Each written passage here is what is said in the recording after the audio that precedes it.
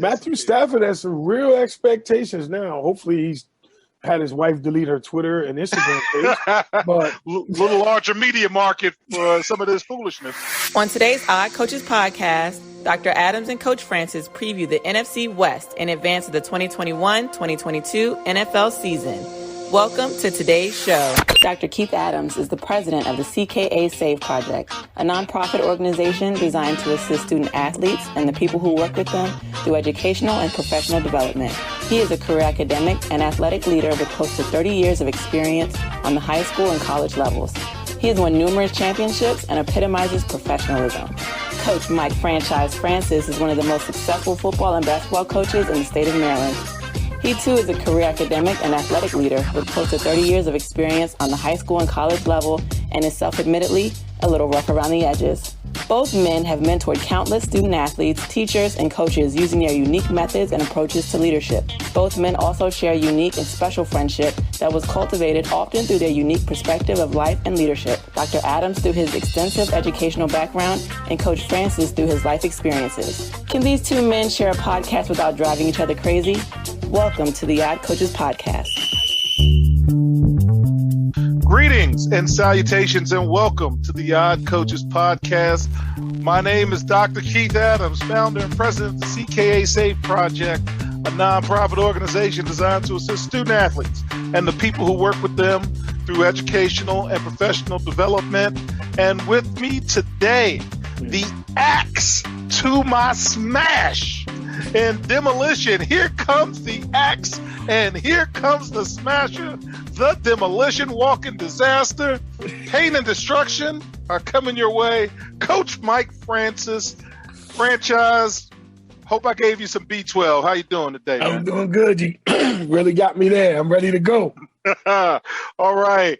We will do today our NFC West preview in advance of the 2021-2022 football season.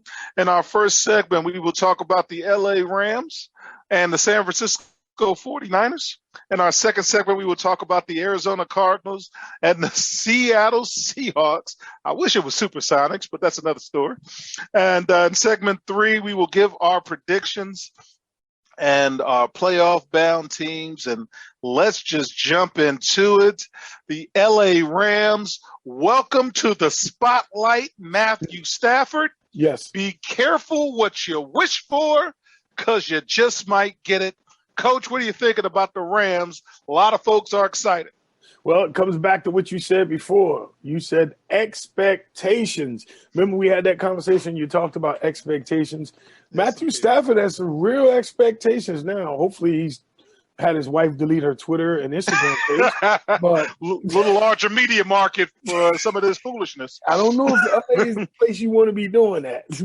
So, yeah, I think the expectations with the Rams are going to be big on him. We're going to see how he responds. He's still not – Russell, to me, still is the best quarterback in that in the NFC West. And, again, we had this whole thing about quarterbacks you think is the most overrated position in the NFL. And, honestly, I pick divisions and quarterbacks as the number one. The quarterback is the number one reason I pick a team to win a division. Then you start with him. If they're not comparable, you're in trouble anyway. Well, I'm going to need your help with this because in every publication, everything I have listened to, and I'll defer to your football knowledge, they keep telling me not only the Rams are good, but they keep telling me about Sean McVay. If you went to elementary school with Sean McVay, you'll get an NFL head coaching job. I was on the seesaw with him in third grade. You're a candidate, and guys who really should, people who should really get, looks can't get a job. Hey, I drove past Sean McVay's house in middle school. You're a candidate for a coaching job. Right. So tell me, one, is he that good? Because I don't know.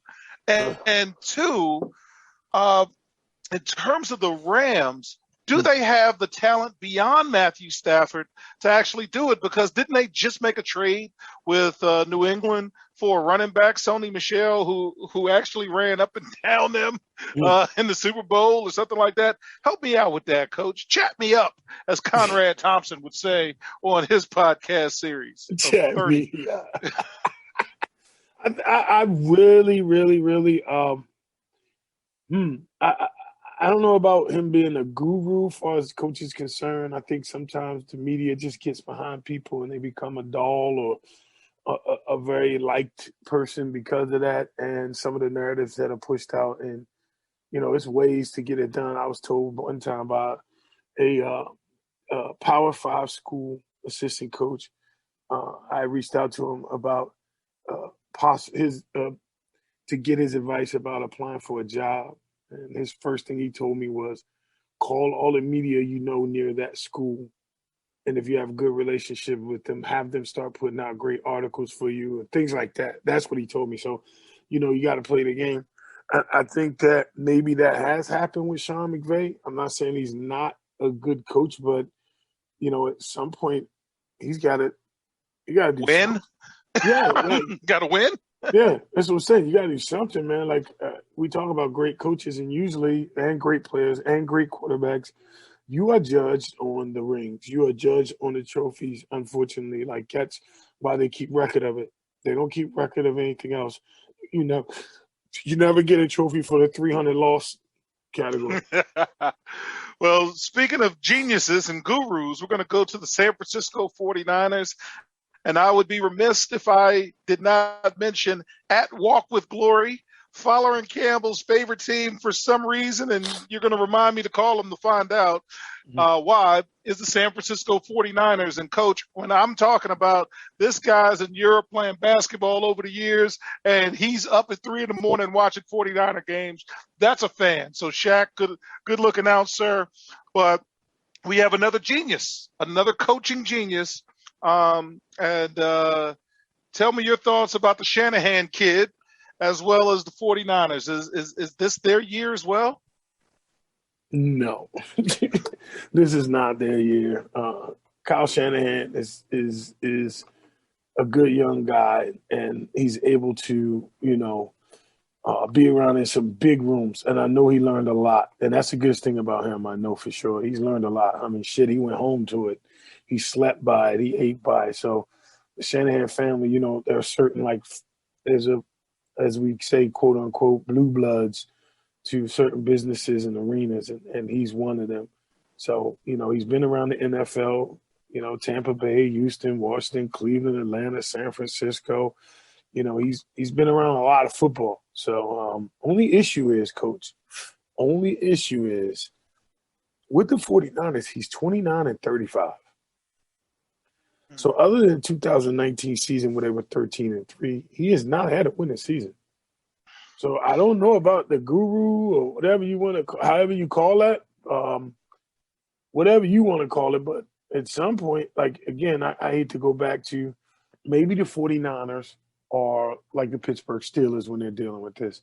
We know Mike didn't have the greatest of careers starting off, but the Steelers and the organization stayed with him as the head coach, okay?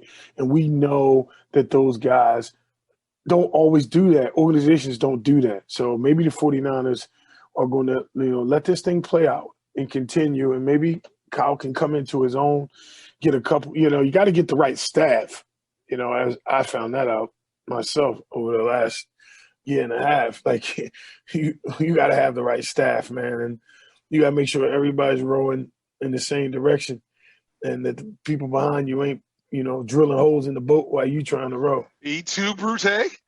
Well, as we've had conversations before, and we'll continue to have conversations on a serious note, there's a lot of mediocrity out there, and mediocrity is accepted often in coaching, and not everybody, as I always watch my wording, have the same opportunities as somebody like a Kyle Shanahan or a Sean McVay in terms of production. Stop telling me about potential and start telling me about production. I can't eat a potential steak. I'll get salmonella. Okay, I have to cook the steak. I've got to make sure it's well, and if it's a good steak, it's medium, a little pink in the center. But again, these cats get a good year, and then they get to ride that good year for a lot of times. Meanwhile, other folks who have more challenges than maybe some of these other teams don't get those same opportunities. So this should be interesting, and we'll be right back on the Coaches Podcast. The vision of the CKA SAVE project is to use the combination of academics and athletics as a catalyst to lifelong success. Thus, the CKA SAVE project works to improve student-athlete academic and athletic performance by assisting student-athletes with transitional and transferable skills such as time management and organizational skills, along with the ability to self-advocate to help improve performance. However, we cannot do our work without the help of supporters like you. Consider donating to the CKA SAVE project. We accept tax-deductible contributions in a number of ways, including Venmo and Cash App at CKA SAVE project, or directly at the main page of our website, www.ckasaveproject.org. Simply click the donate button. We thank you in advance for your continued support. Welcome back to the Odd Coaches Podcast, is preview of the NFC West. And in this segment, we're going to talk about the Arizona Cardinals and the Seattle Seahawks. And with Arizona, their coach is Cliff Kingsbury, right? What do we think about the Arizona coach? I know I usually toss it to you, but if I'm not mistaken, and I'm not a smart man, as Forrest said to Jenny, but this guy didn't win in the SEC, which is pretty much JV football for the NFL. Yeah. Then he gets a head job. Yeah. Then he gets Then he gets Kyler Murray. And, man, tell me what you're thinking about this, because I'm still like, how did he get the gig in the first place? I'm still there. So take me off of that so I can talk football. Talk to me, my friend. I don't know why in the world that happened the way it did. I'm be honest with you. I'm behind you 100% on that. You can't. To me, you just. I guess he went to school with Sean McVay. He might have. Maybe they sat in a meeting together or something. You couldn't tell me anything. Like, it's just some organization, man. They make some decisions, and you wonder why they are where they are. That's the way it is. You get behind, you like, huh? We talk about this 100 times. We always say that about the organization right down the road from us. You know, same thing. Like, you got to wonder why they make certain decisions. Why is this guy now the head coach? Explain to me. I don't know where did he get his, how we say, well, we know he got a resume, and some of these guys got a resume for just being quiet, or some of them go away and don't say anything, and they don't pose a threat to these millionaires, but they don't mess with their ego at all, i.e. Jerry Jones, Jimmy Johnson. Went through that, right? Yes, indeed. He's not going to be an ego clash. He's not going to stand up and say, hey, I need more players. He's a guy that maybe just be happy to have his job. And sometimes that's all owners want. Well, speaking of that, and what owners want and what players want, we're going to travel to Seattle. And as we like to joke, a lot of noise in the offseason, but what was all the wrestling about? What was going on in the summertime that now nobody seems to want to talk about, and everybody's back to football? What are your thoughts on Seattle? I'm still trying to figure out what happened with Russell and why it was a possibility of him being traded and what was going on. Like, it was a lot. It was a big mess. But I do know Pete Carroll doesn't, I know Pete Carroll runs a great program. Like my son said, it was his favorite coach. It was definitely his favorite coach for the simple fact that he loved his players and he would do anything for his players. That's the way Pete Carroll was. He did it in USC. He did it in Seattle, and they love him to death. I don't know if the organization got behind this or they were just trying to create – maybe they're bored. Sometimes people get bored and start doing stuff they shouldn't be doing. But I never saw Russell Wilson leaving Seattle, ever. Well, random note, because I like Pete Carroll too, but Coach Pete Carroll turned 70 in September. What? This guy has invented or coined the fountain of youth, and he just has a lot of energy. And at some point, he can't keep this going. But Seattle, in terms of talent, did they do enough? Do they have enough talent? Because as we talked about the teams in the NFC West, we're not talking about any bad teams. We're not making Detroit jokes. We're not making jokes about the Eagles or whoever. Man, these are four teams that can go. And fans, in our next segment, we're going to hash this out and see who's going to make it to the postseason when we get back on the Odd Coaches Podcast. Dr. Keith Adams, president of the CKA Save Project, is releasing a book this fall called Finding the Balance: My Personal Journey to Academic and Athletic Success. The goal of this book is to give greater insight into student-athlete motivation to improve student-athlete academic and athletic success through the lens of Dr. Adams' 30-year academic and athletic journey, from being an underperforming student-athlete to an academic and athletic leader. This book is also designed to be a guide for student-athletes, parents, teachers, coaches, administrators, and anyone else who has a passion to help student-athletes succeed academically and athletically. You can pre-order your copy of the book directly from our website at www.ckasaveproject.org. This book is scheduled for release in the fall of 2021. Welcome back to the Odd Coaches Podcast preview of the NFC West and using Athlon Sports. Hi, Athlon. Holla at us. We're going to talk about predictions for the NFC West, and Athlon Sports has the Rams at 1, 49ers at 2, Cardinals at 3, and Seahawks at 4. And, Coach, this is a tough division.